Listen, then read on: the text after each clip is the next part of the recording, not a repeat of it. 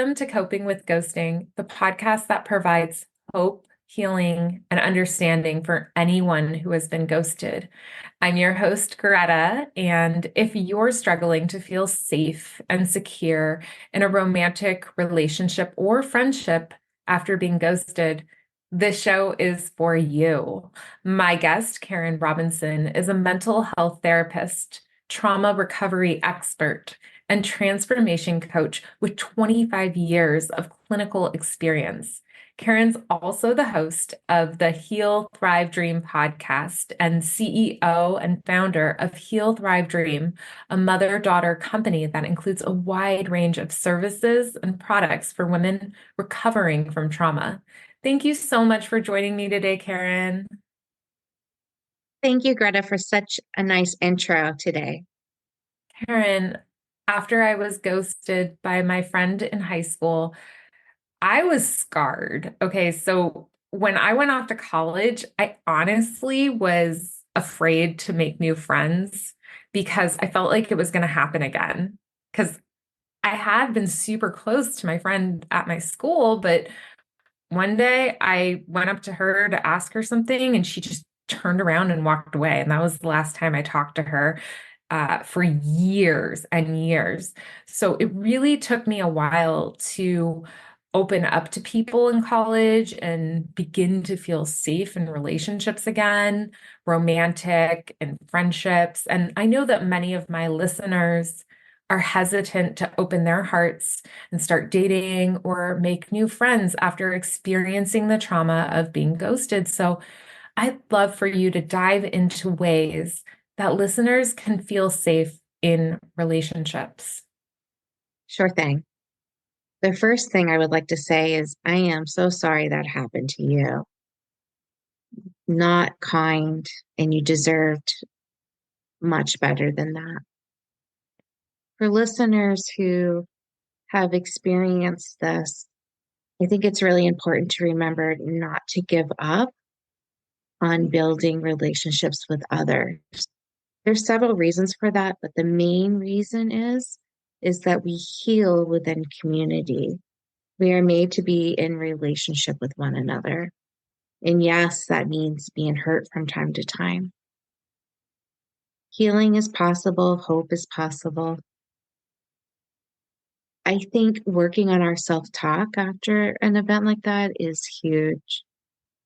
Self talk ideas would be saying things like, I deserve to be in healthy relationships. I am lovable. I have the ability to make close friendships. Now, if those don't resonate with you because you talk in a different way, that's okay. Like it's practicing and finding the words that will work for you. Nothing will work for everyone the same way because we're not cookies, right? So cookie cutter approaches just don't tend to work. Like for me, I love the belief I am lovable. After I experience a relationship with someone that's unkind or unhealthy, toxic, it almost takes the triple the effort. And there is research behind this. I don't know the exact stat or number. Our brain gravitates to the negativity because we need those warnings for survival. So it takes a lot more positive statements to kind of override our negative experiences, to override that negative tape that's playing. So feeding yourself lots and lots of affirmations or counters. Again, I deserve healthy relationships. I am lovable, whatever it is for you.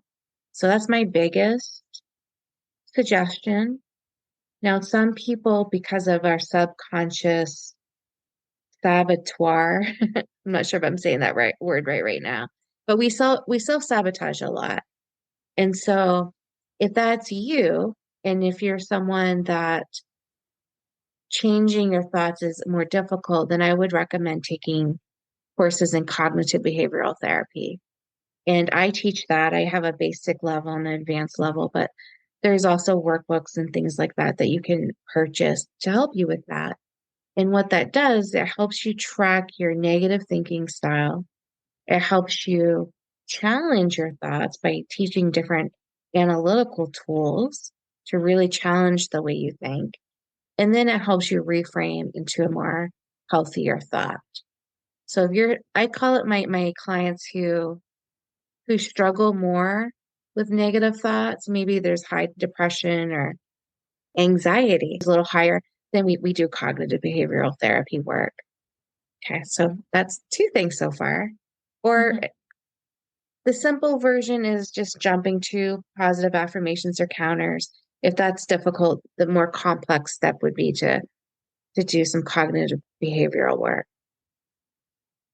Okay, so the cognitive behavioral therapy course that you offer sounds really helpful and interesting because I think it's good for any listener to do a deep dive into this topic if they're really struggling with this. I know that that could help them learn a lot of personal skills and tools that will transform their relationships. So I love that idea. Perfect. And I can also give you the link for listeners if anyone's interested in Mhm. that. I'm happy to help with that. Yeah. So, another tip is work on finding your community of people that get you, accept you. And when we talk about communities, I think this too is a deep dive on where to find your people. So one idea is if you're a person of faith or any kind of spiritual connection, is finding that source. So it might be, I call it church shopping, or it could be temple shopping, mosque shopping, like whatever your religious background is.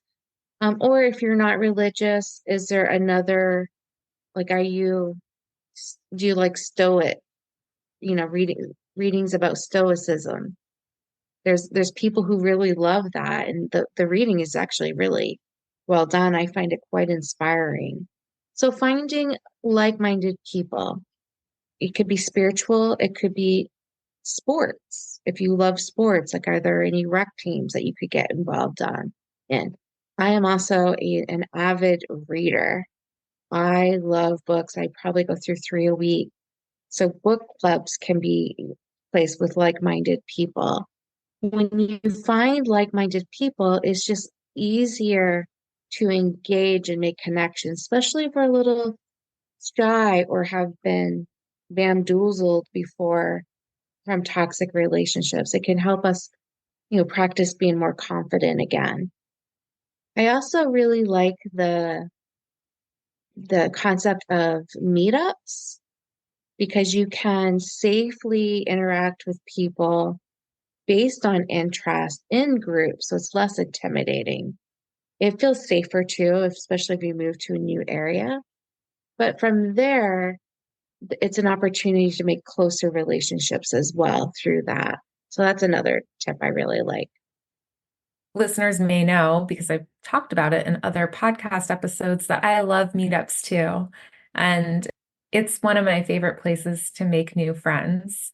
And I have a follow-up question on that because I feel like some of my listeners may be hopeful and optimistic and even excited to go to a meetup group or a sports rec club or something like that, or a book club, but they might still be genuinely terrified of getting too friendly and too emotionally involved with people because, and I'm going to do a quote from my one of my online communities, because people can be nice and charming and sweet and adore you today, and then tomorrow they may never speak to you again. So I'm just wondering what you would say to somebody who's feeling that way. Mm. Well, I really love that question. I think one of the best mindset tips around this is you don't want to be in relationship with someone who's fake or doesn't have your best interest at heart. So the minute someone does that to you, and I know this is a challenging thing. I'm not saying this is easy. I think it's important to work so you're at the place where you can say, oh, thank goodness, because that person is not meant to be in my life. Now I know. So now I can move on and find my people that are going to be healthy. Okay. So hopefully if you're meeting someone that's going to do that, they do it really quickly and then practicing. And I tell people too with this with dating, like finding out on the third date that someone is mean or toxic is way better than the 50th date, right? And of course, the person on the third date, when they thought this, like, they're excited, like, oh, things are going so well, they're hopeful. It can be devastating to learn something hard, about this person or they're rejecting in some way. But if we practice the mindset of, oh, I have gratitude to learn this now, because now I can move on to find my healthy people to be in relationship with. When somebody thinks, okay, this person seems really nice.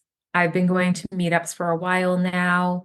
I've seen them every week. They seem like a genuine, nice person, but I'm scared to take this friendship to the next level and maybe hang out with them outside of this group or, go out to dinner with them, do something else because I'm afraid of being ghosted.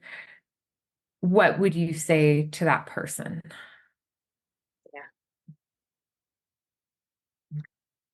For that person, I would suggest thinking about all the steps involved. Let's say there's 4 steps, and I'm just making that number off at the top of my head. And just slowly do the baby steps so you're working in that direction.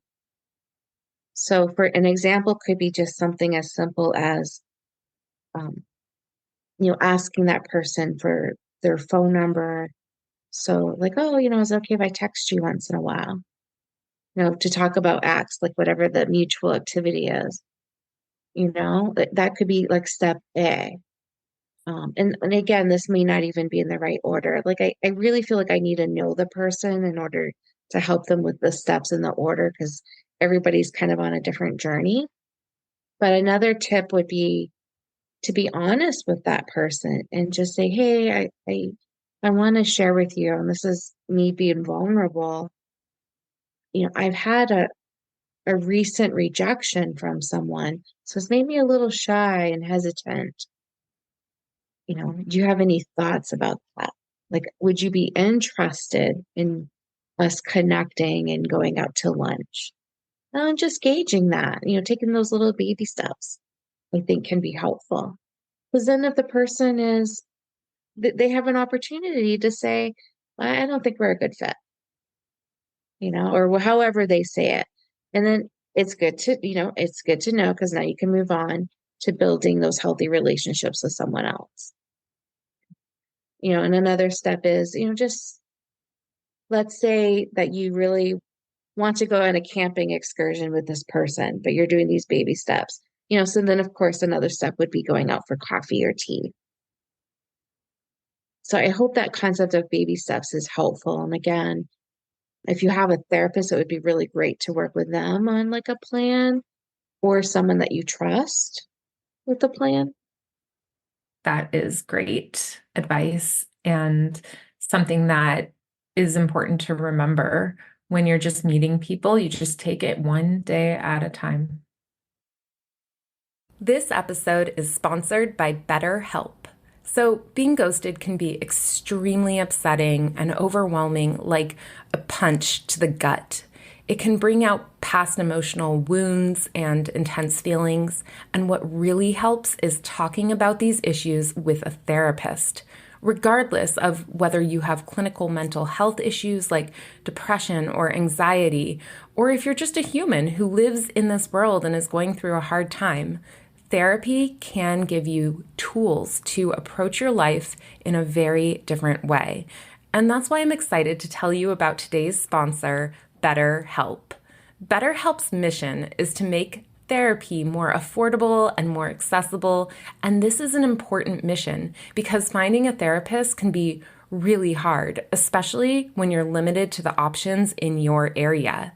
BetterHelp is a platform that makes finding a therapist easier because it's online, it's remote, and by filling out a few questions, BetterHelp can match you to a professional therapist in as little as a few days.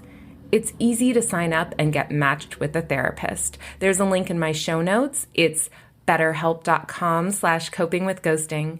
Clicking that link helps support my podcast, but it also gets you 10% off your first month of BetterHelp so you can connect with a therapist and see if it helps you.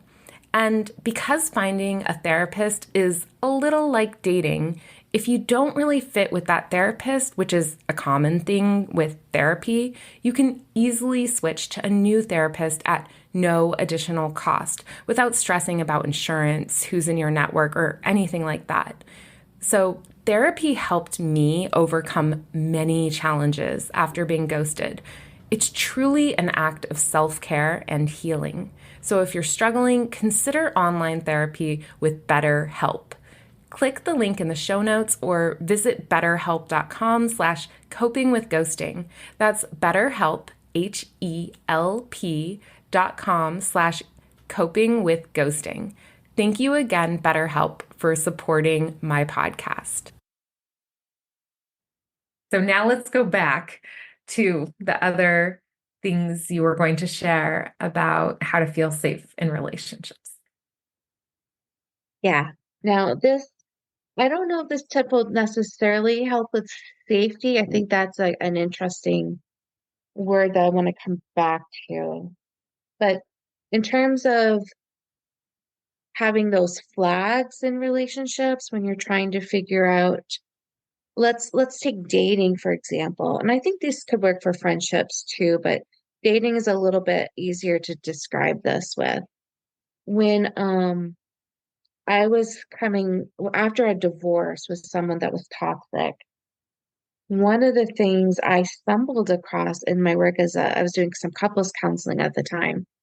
I don't like the name of this book at all, but it was really helpful. It's called The Idiot's Guide to Healthy Relationships. Okay, terrible name. But I was feeling like an idiot because here I was, a couples therapist, struggling myself within relationships. It's like, hello, didn't you study this? Like, what's going on here? Well, first of all, it takes two people to make a healthy relationship, right? You can't control the other person. And second of all, we as individuals always have work to do to be as healthy as possible ourselves. Okay, so I was working on my part after that relationship failed. And so I studied that book and then I started to use it in my client sessions. And what I really found impactful is this concept of flags, the red flags, yellow flags, and green flags. Okay.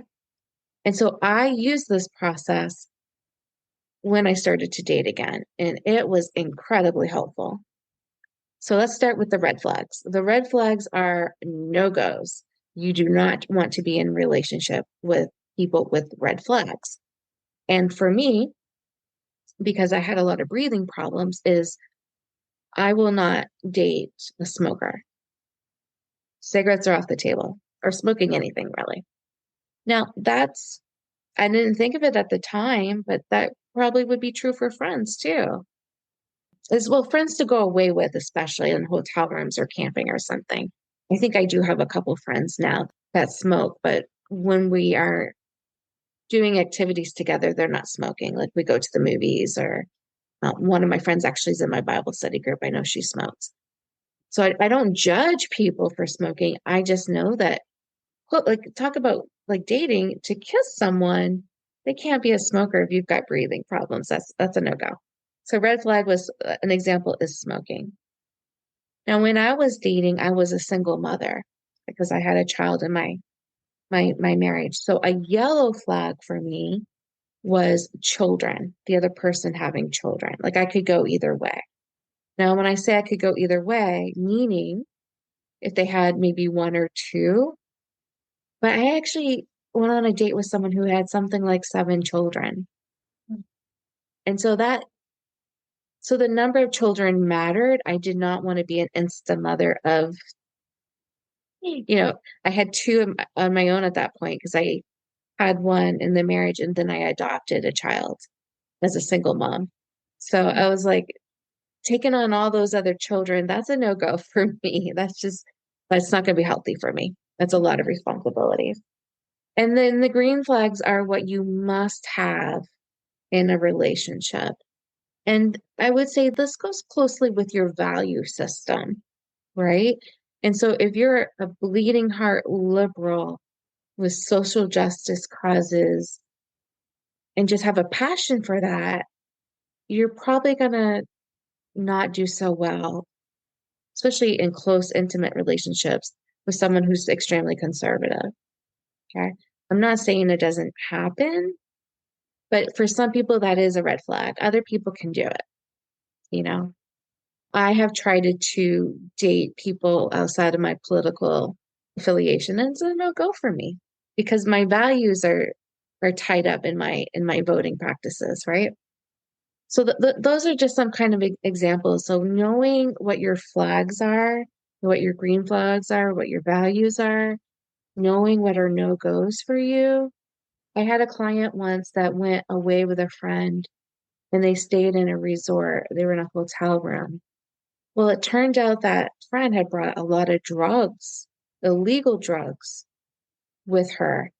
And my client had a security clearance, a high level security clearance. So, as you can imagine, that put her in an immediate state of high anxiety to be rooming with someone with all these drugs. And then the friend started partaking and became aggressive. Okay. So we talked when she came back. She now has this book as well. Okay. So next time you choose to go away with a friend, having some pre calls, pre conversations on what's not okay. Any questions about the flags? I love the flags, and I have a whole episode. It's all about red flags and ghosting. So I completely agree. I believe that we need to know the red flags.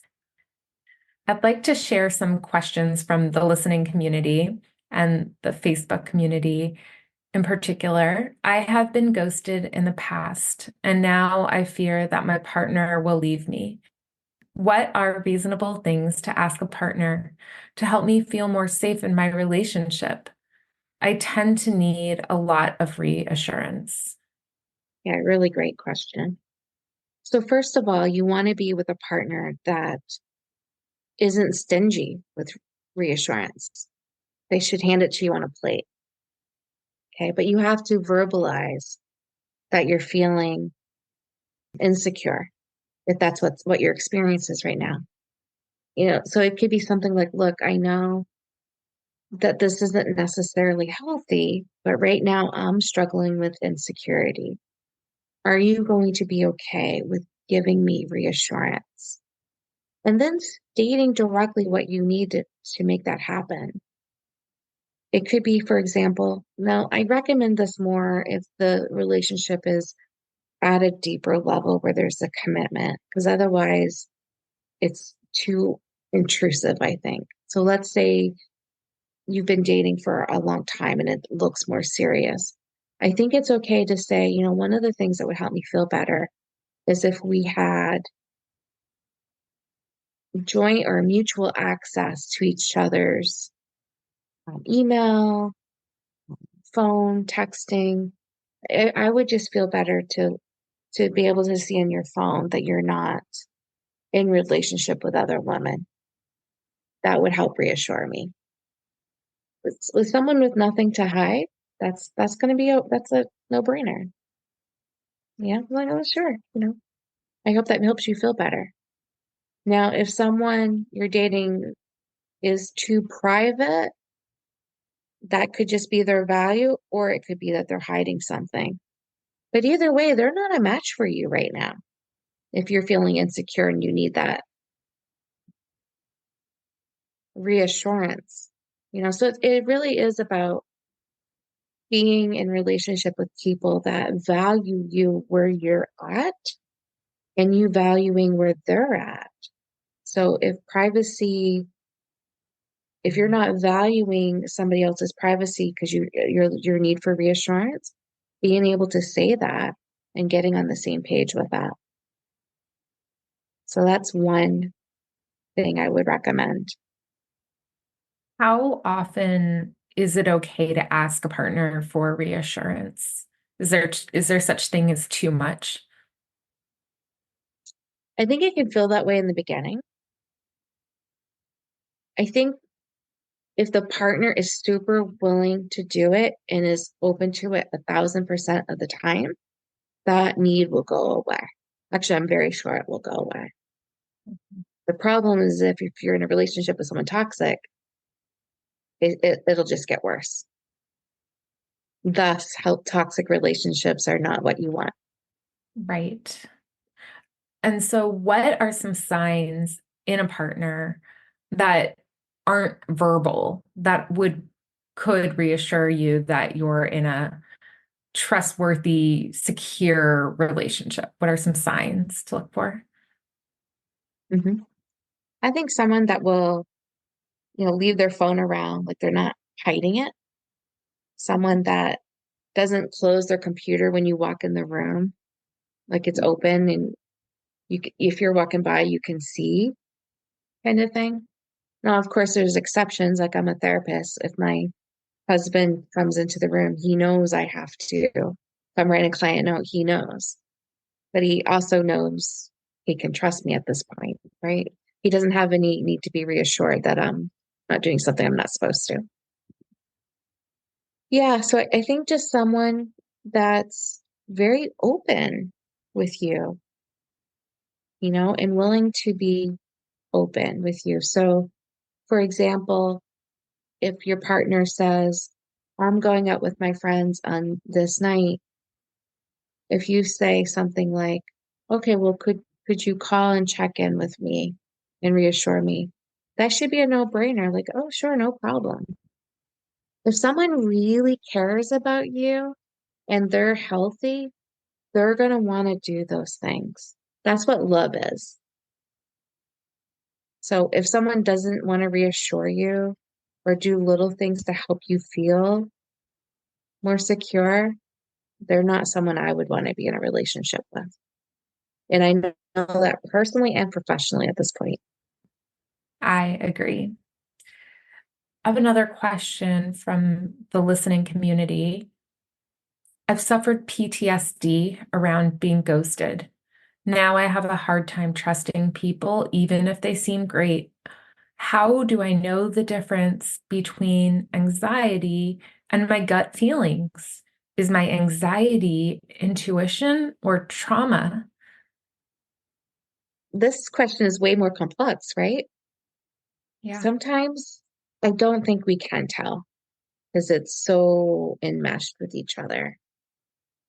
And I think that's okay. A tip I have on this would be decreasing the anxiety as a general goal. So, an example would be practicing meditation to a high degree. So, if you people that meditate religiously and consistently, they aren't anxious at all. That's research proven. And I know that we can't be a monk and go move into the mountains super easy. Well, if you have a career and a family and all that, but you can do pieces of that. And research shows even a couple minutes a day can make a difference. But of course, you want to build that skill up.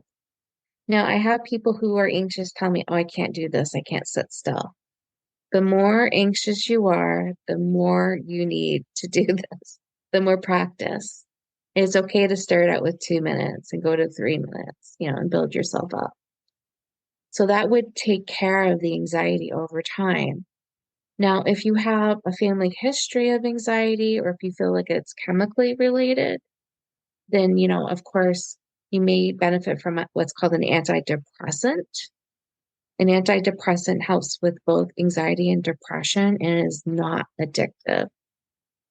Meds that are specific for anxiety, those are called benzos. And those are addictive, and I do not recommend those, no matter how anxious you are. I think there could be a couple exceptions, like for breakthrough panic, if you're completely debilitated by anxiety, but that would be under a close care under your physician. But overall, benzos are not healthy for the long term. They cause dependency issues. Mhm.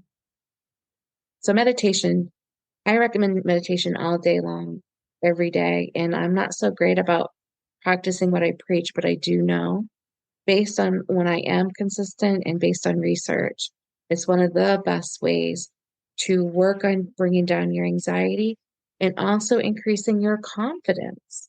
When you're more centered, you're going to be more confident in the decisions that you're making and trusting your intuition. So I hope I answered it. I know it's not like do A and everything's going to be okay. It's not one of those type of questions or answers. I love meditation so much. And I just got a habit tracker, which I have on my wall, and I have meditation on it. And it's supposed to be one of my daily practices. The app I would recommend for meditation is called Insight Timer, and it's free. And so I'll put a link to it in the show notes. And there's several different apps online that have timers and guided meditations. You can even go to YouTube to find any type of meditation that you like. And I highly recommend it. It's great. I have another question. There's a question that says, I was ghosted by a person who told me I'd never ghost you. And now I have trouble believing people's words. And I'm currently in a relationship with a great person, and they constantly reassure me that things are fine. But how can I manage my anxiety? Here it comes up again around being abandoned. I'm tempted to leave the relationship before they leave me. Well, leaving is always an option, but I think you're going to find yourself constantly leaving. And that's kind of the opposite of what your goal is, if your goal is to be in a healthy relationship. I'd like to put this tidbit out too, and I don't know if it's necessarily reassuring, but I think it's factual. And so it can help with mind shifting. And this is the thing about relationships. There are just no guarantees. Nobody can reassure you and mean it forever. Nobody can marry you. Like marriage is supposed to be this commitment forever and ever. And how do you explain divorce if people mean what they say on their wedding day? Is the best way I can think of to say it that way. So I talk to people about when you have one foot in and one foot out of a relationship, like you're kind of on guard, waiting for them to leave or waiting for them to mess up or waiting for yourself to sabotage it or leave. It just doesn't work.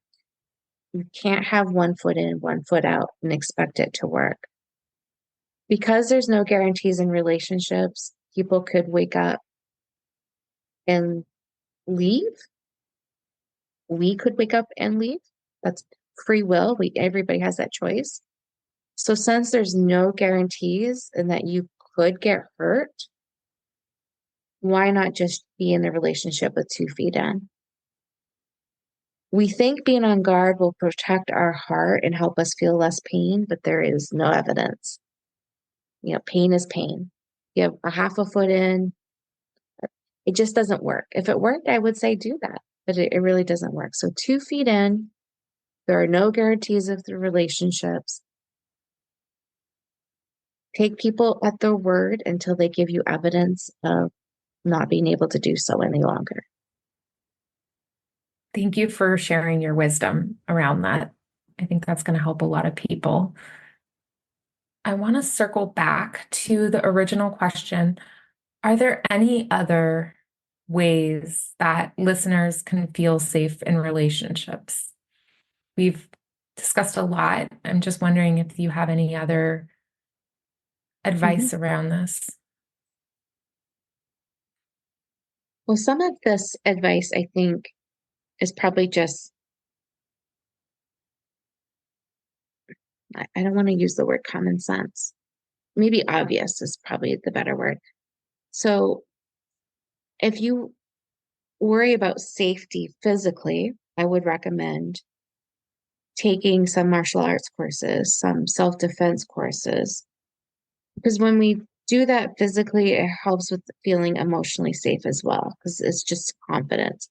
So I think self-defense, I think working on your confidence. We talked about affirmations earlier, but mantras is something similar, but they're sometimes kind of shorter and more concise. So it's doing the Wonder Woman pose where your hands are on your hips, your chest is out, your head is looking up. If you're voluptuous, putting that out there. Um, looking as confident as possible, like practicing that pose can help us with our safety.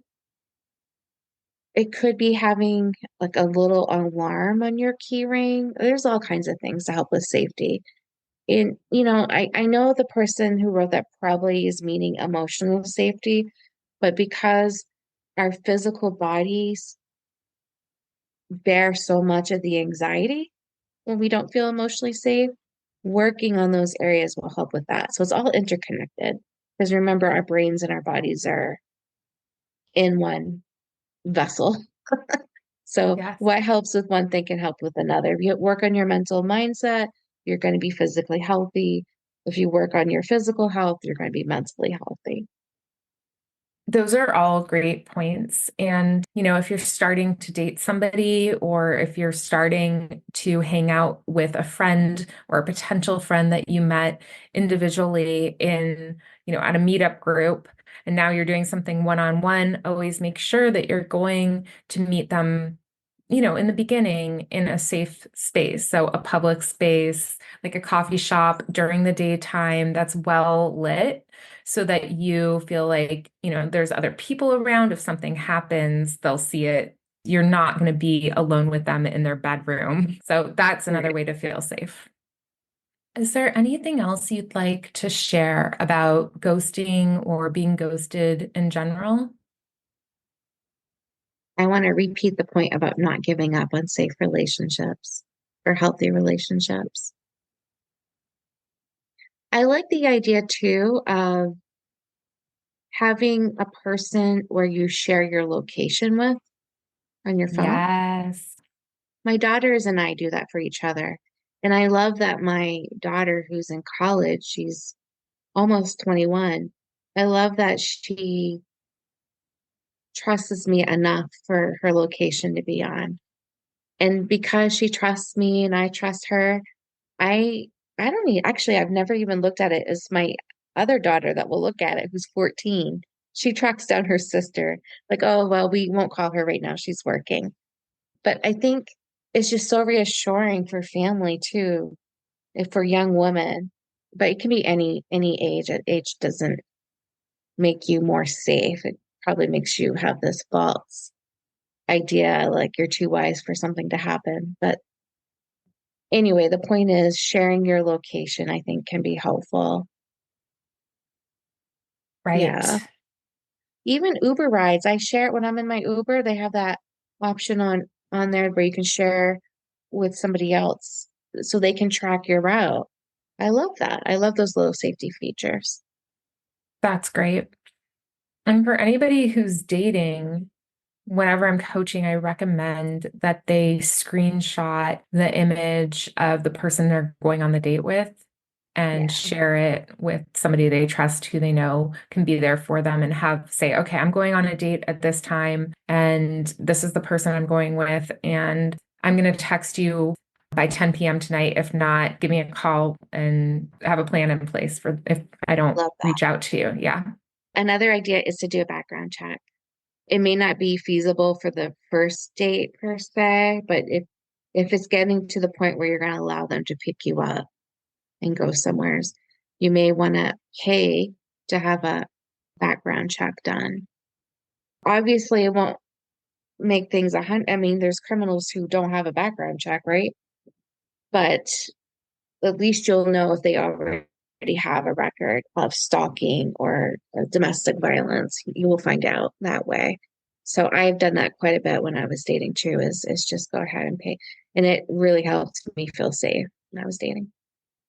Yeah, thank you so much for being here today. How can listeners connect with you? I think the easiest way is my website, healthrivedream.com. And I have a free gift on the homepage of the website. It's called the Hope Tool. So people who want to stay in touch or connected with my work can see the link for that. It's healthrivedream.com/get hyphen hope. And I will also provide Greta with the CBT course link just in case you have a listener that's interested in that. Thank you. And I will put all that information in the show notes. I really appreciate your coming on the show today. Thank you very much for having me. And listeners, if you haven't already, I invite you to check out my Take Your Power Back workshop, which you can find over at copingwithghosting.com. This interactive video download, it's under an hour and it's going to help you change your story, focus on yourself, and feel better again. So go check it out, rebuild your confidence today. Finally, be sure to remember when you're ghosted, you have more time to connect with yourself and people who have stellar communication skills. You deserve the best.